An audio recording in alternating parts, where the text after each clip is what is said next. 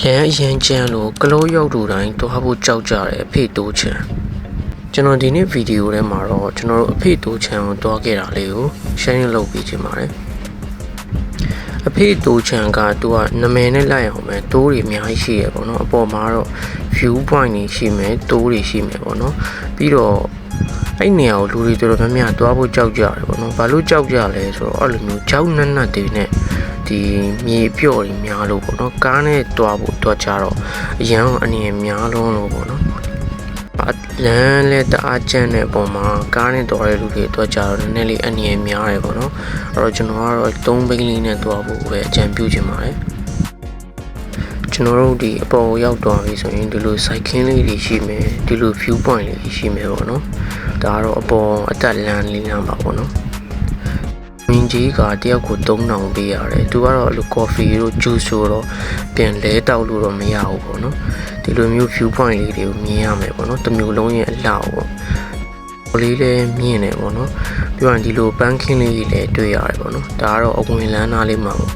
ဒီလို banking လေးစိုက်ထားလေးလည်းတွေ့ရတယ်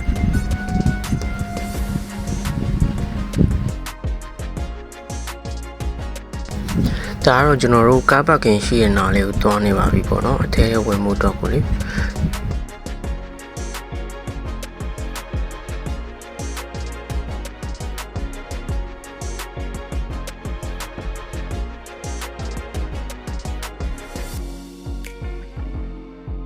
ီရိုးရမုတ်လေးတွေပေါ့နော်အဲ့အမျိုးလေးလည်းဝယ်စားလို့ရတယ်ပေါ့နော်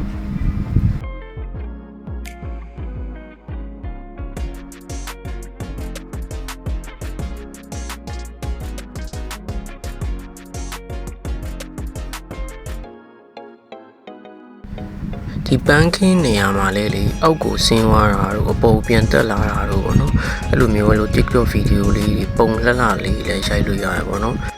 background ကတိမ်နေတောင်တန်းနေပေါ့နော်အဲ့ဒါလေးကို background ထားပြီးရိုက်ရတော်တော်လေးလှတယ်ပေါ့နော် view ပါလေ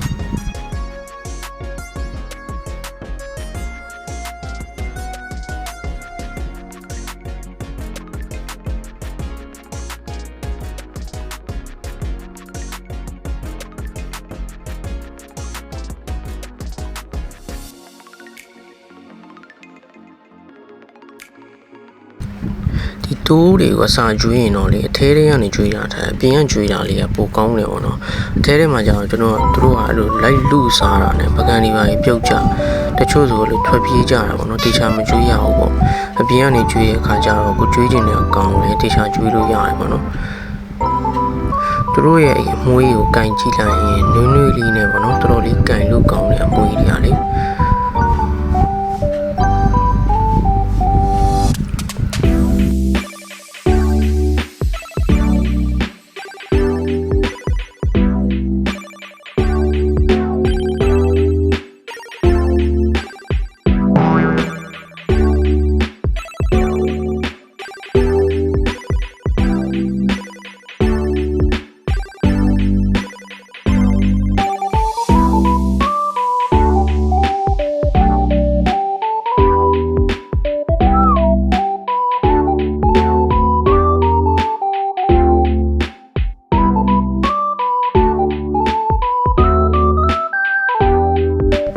အဖေတို့ချောင်းတော့ရင်မနက်စောစောပေါ့နော်8နာရီ9နာရီလောက်မဟုတ်ဘူးဆိုရင်2နာရီ3နာရီလောက်တော့တော့